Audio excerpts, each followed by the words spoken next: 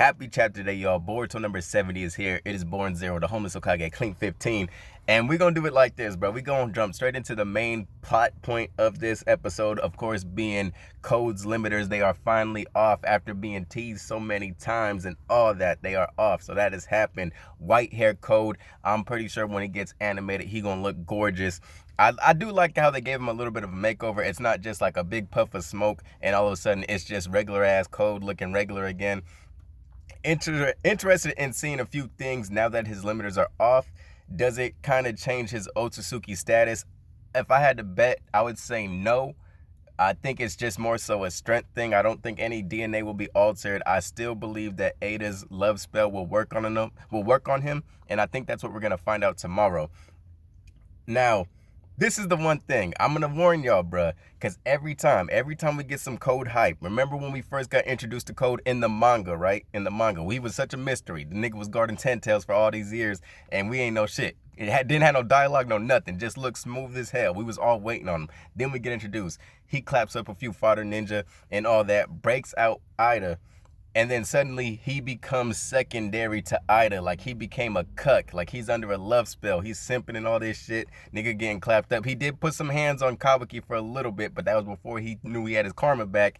And then shit's just been kind of hit or miss for like underwhelming. I would say underwhelming for Code. So I do predict the same shit to happen. I think the next chapter, because it ends off with Code attempting to kill Amado. We know that shit ain't gonna happen. If Amado gets clapped, I would be surprised. I think that would be hitting us with some big banger type shit. But I doubt it. Do I want him to die that way? Not really, because I think Kawaki still has some things he wants answered. And then I don't know, I feel like Amado's still a bit more end game. Interesting thing about Amado in these chapters, and I'm gonna touch on this, is we are getting a lot of the same information that we got from other parties, being like Ada. We got all her abilities once again, but it was a bit like, can we really trust it when she was talking to Code? Because we know she kind of sneaky when it comes to Code. She even told Damon, let's not tell him everything that we got under our sleeve. All he has to know is what we tell him. But coming from Amado, we just get some more assurance of how her abilities work, what exactly they do. And I don't know why, but like these last couple of chapters, I've been rocking with Amado. I've really been rocking with Amado as far as like what he has been saying. His words are more trustworthy, even though it is the same information, even though Amado has been suspect, in my opinion, for a while since he came to Konoha. It's just like, it's a different type of pressure that he's under that I think is allowing him to, tell the truth, being forced to tell the truth, right? And also, like, what I think was done fantastically with this chapter is we did get a lot of the same information that we had before, but it's new to certain characters. So for example, when Ada's ability, when her Senrigan is used in front of Shikamaru, we all knew it was called a Senrigan. We seen her eye go black before, but it was really Shikamaru who pointed out, yo, her left eye is doing something. And I didn't really trip off the fact. I just always knew, okay, she's using her Senrigan. Both shapes are the same. One did turn black. We've seen that before. But with this new character realizing, oh, her left eye is the Senrigan, her left eye is doing something, or at least her left eye has this one ability in which Amado explains, it makes me wonder, well, what the fuck does that right eye do? What really is up Ida's sleeve? And Amado even kind of hinted at maybe her being more powerful. Now, I don't know if it's because of her ability.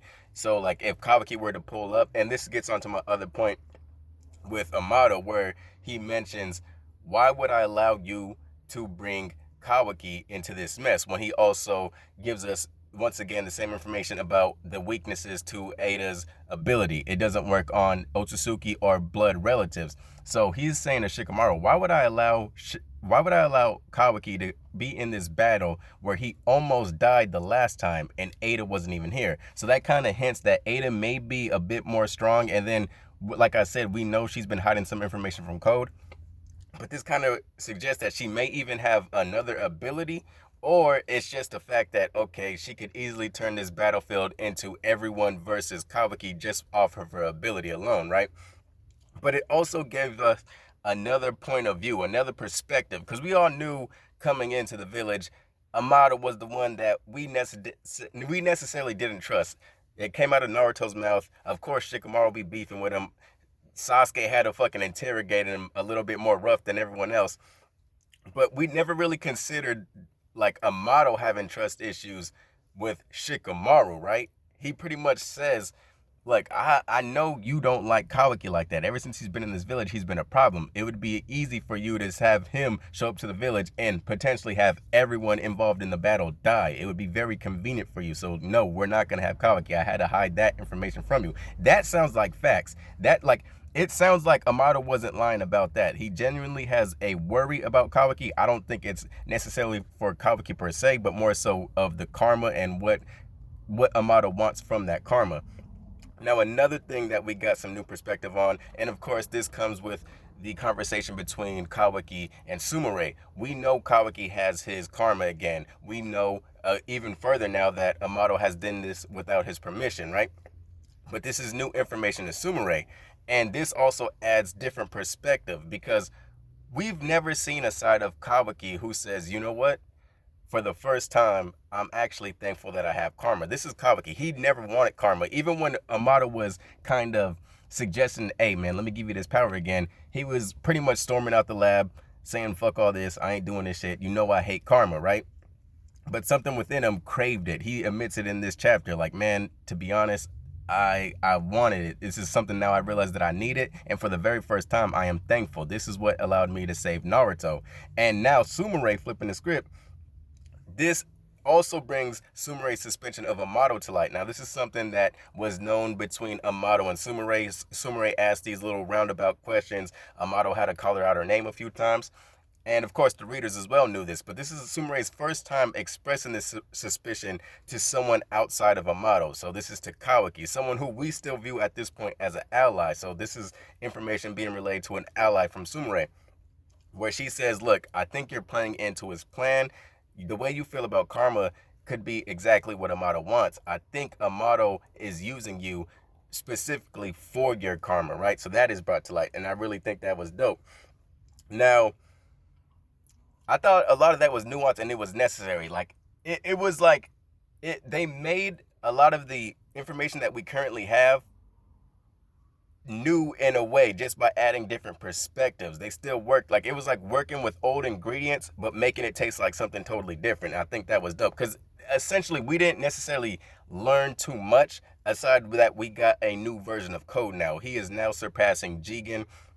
But it's like I said, it's interesting to see what they do with that because every time we did get some hype, every time we did get some love from Code, he kind of gets knocked down a peg in the very next chapter. Now, one thing the Boruto series has been doing good, phenomenally as far as the manga goes, every time a chapter ends, it's like, okay, where are they gonna go with this next?